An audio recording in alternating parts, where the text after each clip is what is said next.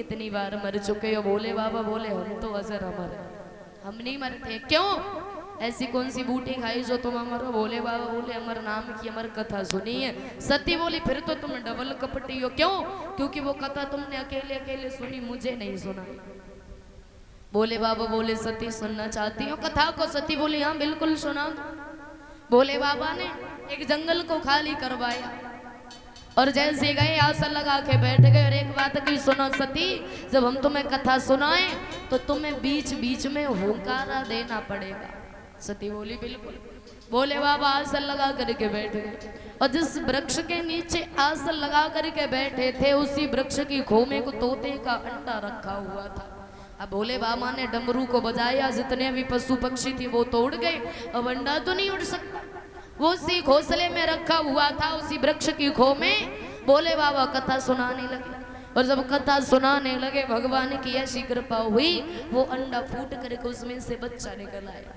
अब भोले बाबा सती को कथा सुना रही हैं, सती हुंकारा दे रही हैं बीच बीच में और वो तोते का बच्चा उस कथा को सुन रहा है उस वृक्ष की खो में बैठा हुआ। भोले बाबा ने बड़ा सुंदर आसन लगाया और आसन लगाने के बाद आज सती जी को कथा सुनाने लगे हैं भोले बाबा।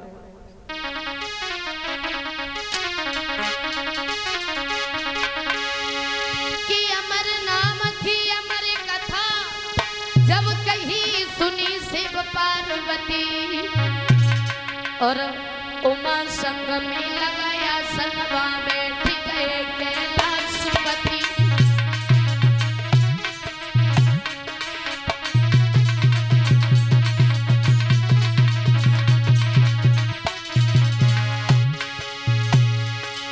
अरे अमर नाम की अमर कथा जब कही सुनी शिव पार्वती और उमा संग में लगाया सनवा बैठ गए कैलाशपति।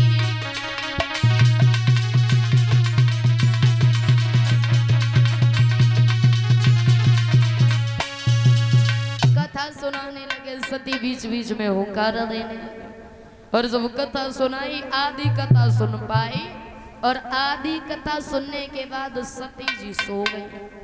और जब सो गई उस तोते के बच्चे ने मन में विचार किया अगर हुंकारा ना दिया तो भोले बाबा कथा सुनाना भी बंद कर देंगे। तो आज वो तोते का बच्चा बीच बीच में हुंकारा देने लगा। सती सो रही है, भोले बाबा कथा सुना रहे हैं।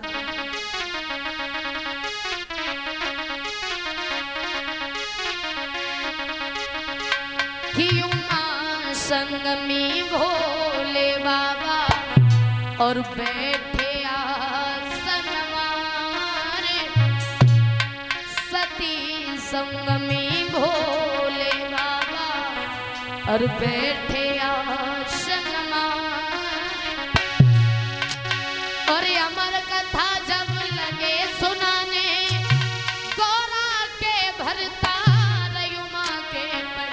सोता और हुंकारा दे हो तोता उमा के पड़ गए सोता हुंकारा दे हो तोता।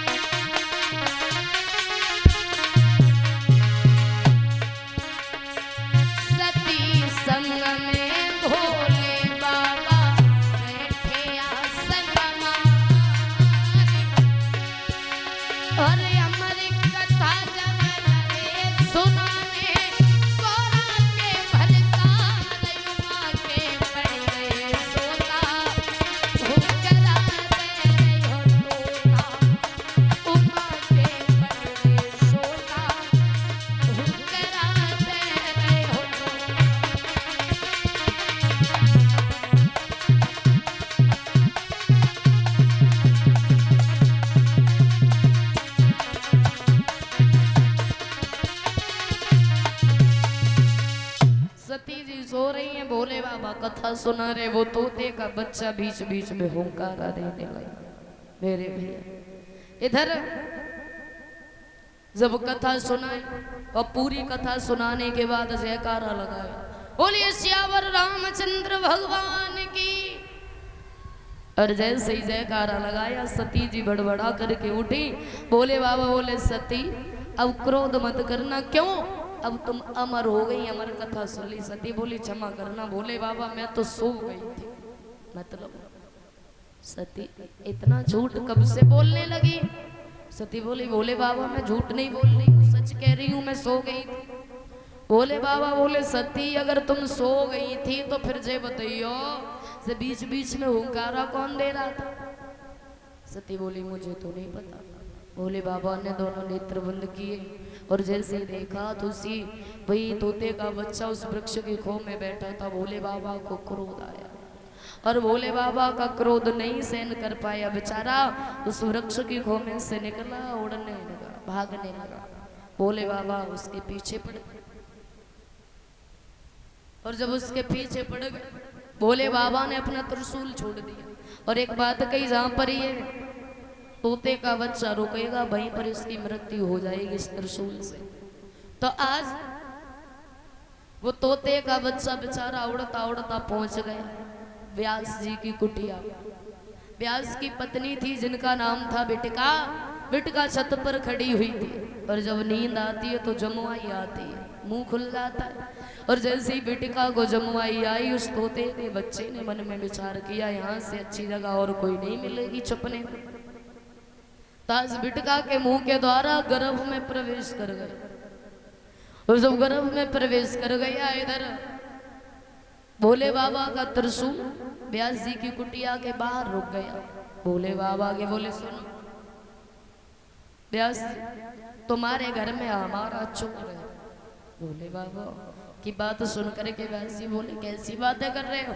अरे सुबह से दरवाजे पर बैठा हूँ, चोर होता तो जब दरवाजे से जाता उड़ के थोड़ी नहीं चला गया। बोले सच का वो उड़ के ही गया, मतलब बिटिका को बुलवाया।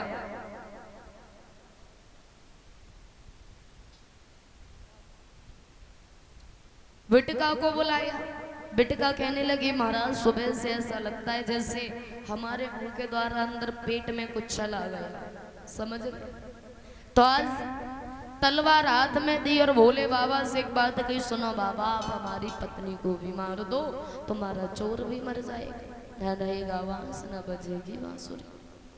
और जैसे ही कहा तो कहने लगे क्षमा करना, मैं स्त्रियों पर हाथ नहीं उठाता हूँ, ये कब तक छुपा रहेगा, एक न एक दिन तो जन्म लेगा। धीरे धीरे 12 वर्ष बीत गई, उस बच्चे ने जन्म नहीं लिया। देव ऋषि नारद ने उस बच्चे से कहा क्यों बेटा तुम इस दुनिया में जन्म क्यों नहीं ले लेते, कब तक माँ को पीड़ा दोगे? गर्भ से आवाज आई, सुनो देव ऋषि नारद मैं पागल नहीं हूँ, और अगर मैंने इस दुनिया में जन्म लिया तो भोले बाबा जन्म लेते लेते ही मार देंगे। अगर तुम चाहते हो हम इस दुनिया में आए तो तुम ऐसा करो, तुम 2 पल के लिए इस दुनिया को निर्मोही कर दो, किसी का किसी से कोई मोह ना रहे।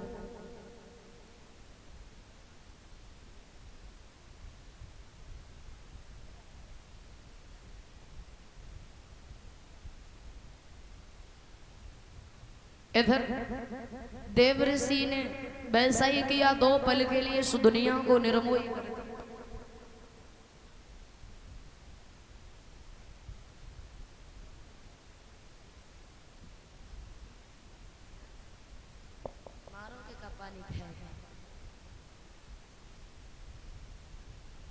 इधर उस बच्चे ने जब जन्म लिया हाथ में कमंडल उठाया और जंगल की तरफ दौड़ दिए कि जन्म लियो सुख देव ने और वो नरा लपेटे अंग और भाग दिए जंगल तरफ लगे व्यास जी संग। व्यास जी पीछे पीछे दौड़ते हुए जा रहे। बेटा रुक जाओ, कहाँ जा रहे हो? सुखदेव जी बोले सुनो अभी ना कोई किसी का बेटा है ना कोई किसी का पिता है। क्यों? क्योंकि ये दुनिया भी निर्मोही है, चले जाओ यहाँ से। भोले बाबा ने समझाया सुनिए महाराज अब ये तुम्हारा बेटा नहीं, दुनिया के लिए एक भगवान का रूप हो गया।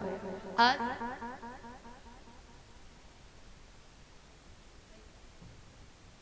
तो इधर दौड़ते चले जाते, यमुना जी के किनारे पर पहुंचे तो क्या देखा, बहुत सुंदर लग रहा था यमुना जी के किनारे पर।